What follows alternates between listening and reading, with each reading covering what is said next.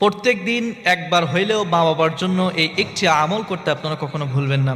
যদি মা বাবার জন্য আপনি এই একটি আমল করতে পারেন, এই পৃথিবীতে যত মানুষ রয়েছে এত পরিমাণ সওয়াব আপনার ওই মা বাবার আমল নামায় দিয়ে দিবেন। সুবহানাল্লাহ।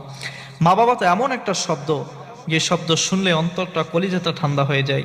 আর মা বাবা এমন একটা জিনিস, যাদের নাই দুনিয়া থেকে বিদায় নিয়ে যায়, তারাই বুঝতে পারে যে মা বাবা আসলে কত বড় একটা সম্পদ। যখন আপনার বাবা মারা যাবে, আপনি চাচাদের কাছে যাবেন, তখন আপনি বুঝবেন যে বাবা আপনার জন্য কি ছিল।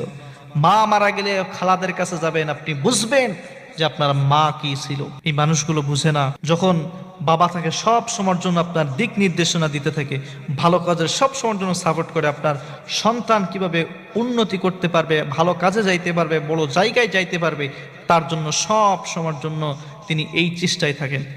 কিন্তু আপনি আমি এটা বুঝি না। দুনিয়া থাকা অবস্থায় মা বাবার